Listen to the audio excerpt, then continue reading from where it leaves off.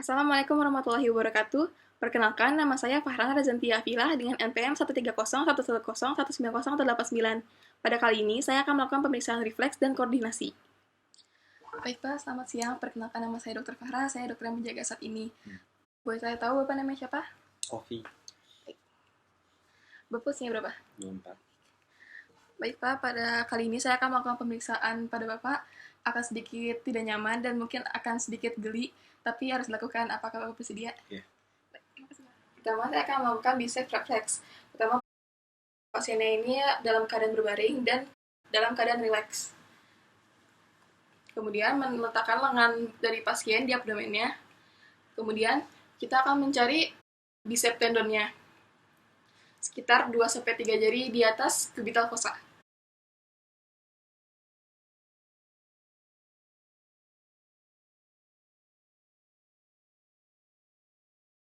Setelah itu, kita akan melindungi bagian bicep tendonnya dengan jari dan memukul menggunakan reflex hammer di bagian jarinya.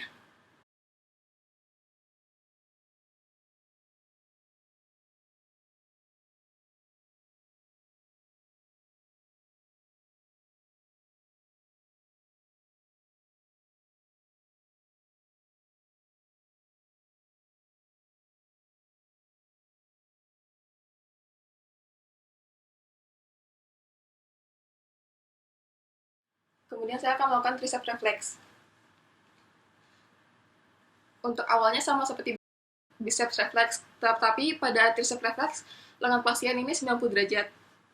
Kemudian, menjadi tendon tricepsnya.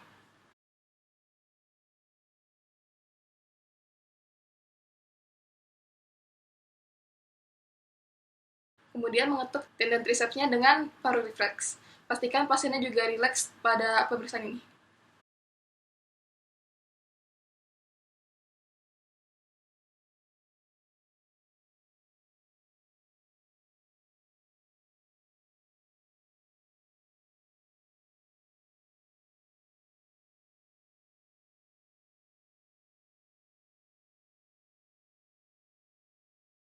Selanjutnya adalah pemeriksaan brachioradialis reflex. Pemeriksaan ini dilakukan pada tulang radius pada pasien. Di sini kita meletakkan jari kita di atas tulang radius pasien, kemudian mengetukkan paru refleksnya di jarinya.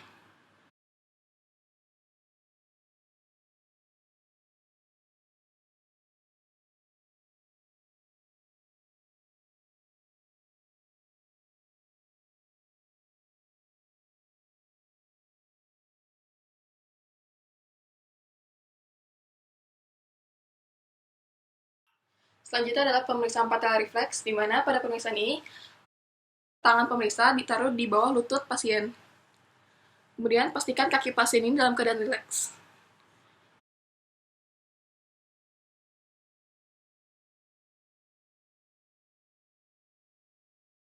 Kemudian kita akan memukulkan paru reflex ini pada tendon patellanya.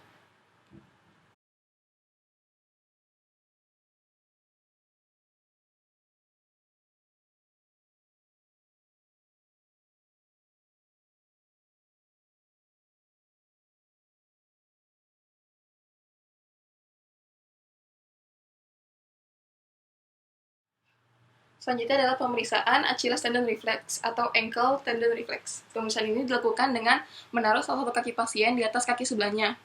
Kemudian kaki pasien dalam keadaan dorsifleksi. Kemudian memukulkan bagian tendon Achillesnya menggunakan paru reflex.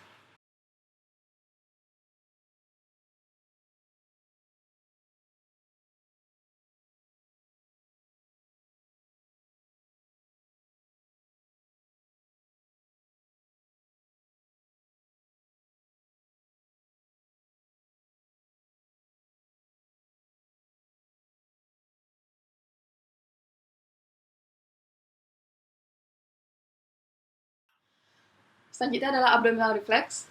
Pastikan pada pemeriksaan ini pasien membuka bajunya hingga bagian abdomennya terlihat. Pak, dibuka dulu.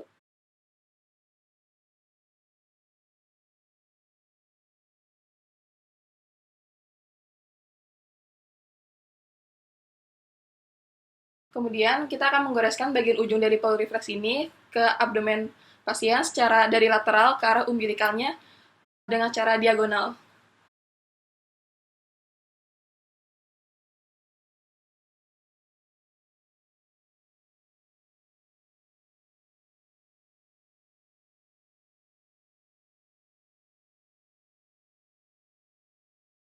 Selanjutnya adalah pemeriksaan refleks patologis. Yang pertama adalah Babinski reflex. Pemeriksaan ini dilakukan dengan memegang pergelangan kaki pasien dan kemudian kita akan menggoreskan bagian ujung dari paru refleks ini dari aspek lateral dari telapak kaki pasien ke bagian atas dari tulang metatarsalnya.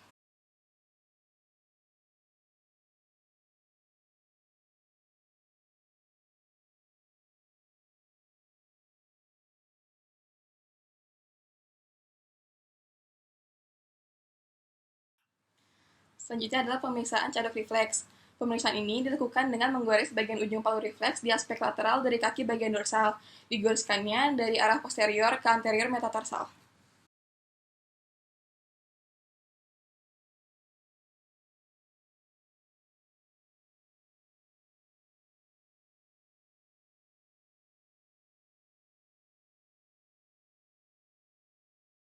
Selanjutnya adalah pemeriksaan Oppenheim reflex. Pemeriksaan ini dilakukan dengan menggunakan jari tengah dan telunjuk yang difleksikan, kemudian meletakkannya di bagian proksimal dari tibia, lalu menggerakkan jarinya ke bawah dengan tekanan sampai bagian distal dari tibia.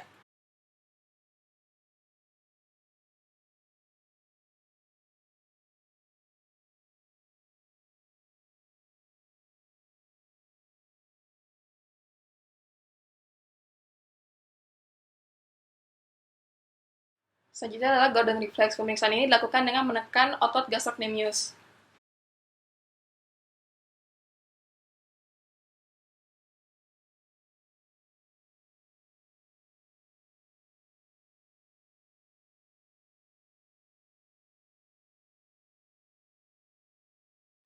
Selanjutnya adalah pemeriksaan Shafir. Pemeriksaan ini dilakukan dengan menekan bagian Achilles tendonnya.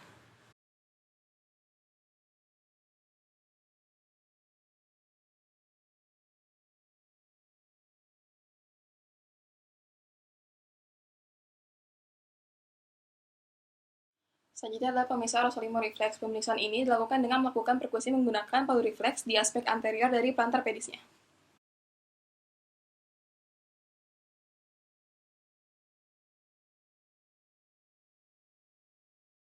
Selanjutnya adalah pemeriksaan Mendel-Bettero reflex, di mana pemeriksaan ini dilakukan dengan melakukan perkusi menggunakan palu refleks di aspek anterior dari dorsalis pedisnya.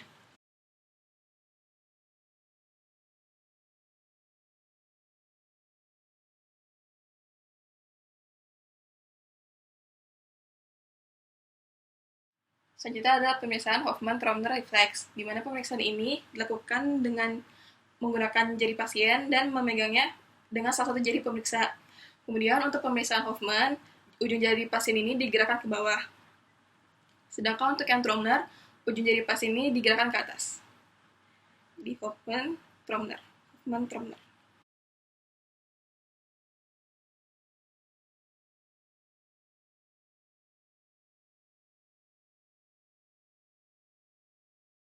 Selanjutnya adalah pemeriksaan primitif reflex. Yang pertama adalah glabellar reflex. Pemeriksaan ini dilakukan dengan mengetukkan di antara alis tepat di atas jembatan hidung. Apabila kedipan pasien mengikuti ketukan hingga lebih dari 8 kali, maka terdapat keabnormalitasan. Pastikan jari pemeriksa di luar jangkauan dari pasien.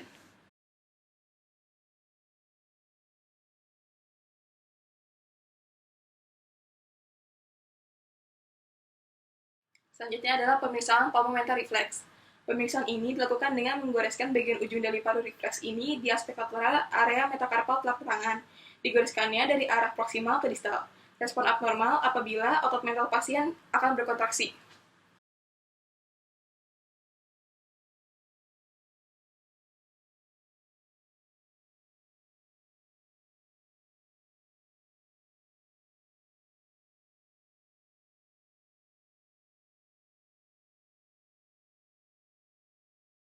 Selanjutnya adalah pemeriksaan snort reflex. Pemeriksaan ini dilakukan dengan mengetukkan bagian antara hidung dan bibir atas.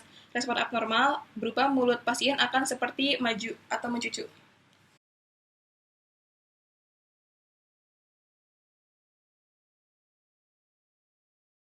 Selanjutnya adalah pemeriksaan grass reflex, di mana pemeriksaan ini dilakukan dengan menggenggam tangan pasien seperti hendak bersalaman, kemudian menggoreskan telapak tangan pasien dengan jari pemeriksa. Respon abnormal berupa pasien akan menggenggam tangan pemeriksa langsung.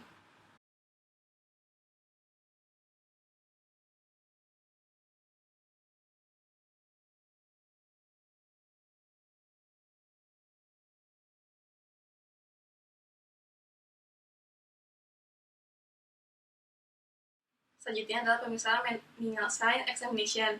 Yang pertama adalah neck stiffness atau nuchal rigidity. Untuk pemeriksaan ini, pertama kita akan mengecek bagian cervicalnya apakah ada kekakuan atau tidak.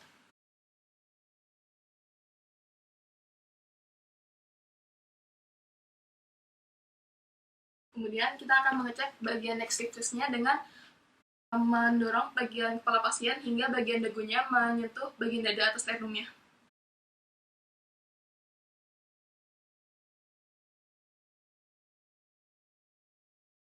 Respon abnormal apabila pada raut wajah pasien terasa kesakitan.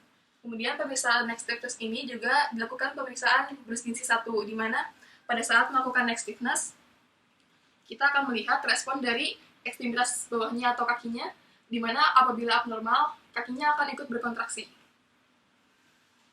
Selanjutnya adalah pemeriksaan Bruskinski 2, di mana pemeriksaan ini dilakukan dengan mengangkat salah satu kaki pasien, kemudian mengecek kaki lawannya. Apabila kaki lawannya ikut berkontraksi, maka pasien ini ada positif Bruskinski 2.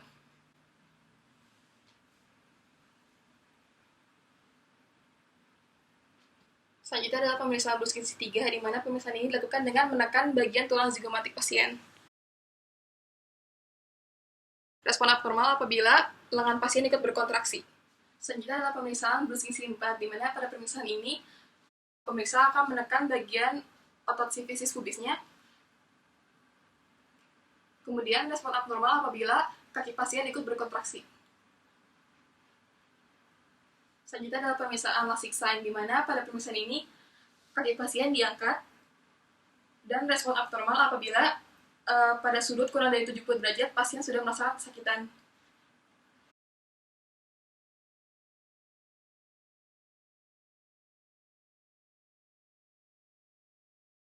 Selanjutnya adalah pemeriksaan Kearney sign. Pemeriksaan ini dilakukan dengan menegukkan kaki pasien sebesar 90 derajat pada sendi pinggul dan sendi lututnya. Kemudian kita akan melakukan elevasi pada tukai bawahnya, dan apabila pasien merasa kesakitan pada sudut lututnya kurang dari 135 derajat, maka terdapat keabnormalitasan.